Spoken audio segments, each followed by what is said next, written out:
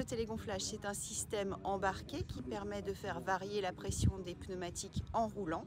L'idée, c'est d'avoir une pression assez basse dans le champ pour pouvoir préserver le champ, pour pouvoir aussi gagner en patinage et donc en gasoil.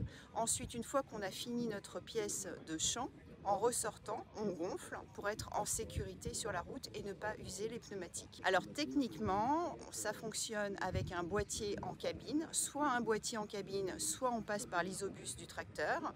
Et sur ce boîtier, on a une pression champ et une pression route qui sont préprogrammées et qui va donner l'ordre aux pneus de se gonfler ou de se dégonfler.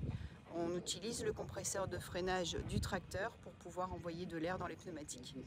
Les préconisations sur la variation des pressions de pneumatiques, c'est d'avoir moins d'un bar dans le champ pour préserver le champ et d'être en sécurité sur la route. Il faut toujours considérer les docks techniques des manufacturiers pour avoir la bonne pression dans le champ et sur la route en fonction de la vitesse et en fonction de la charge du tracteur avec ses différents outils.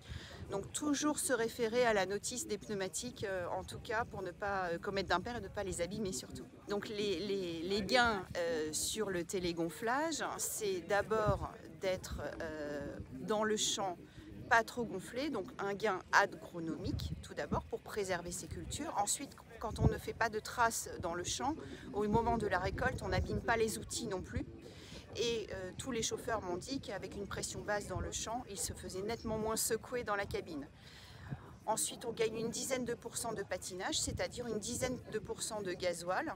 Et donc, on va aussi plus vite à faire une pièce. Et on peut aussi utiliser le télégonflage même dans des champs qui sont très humides.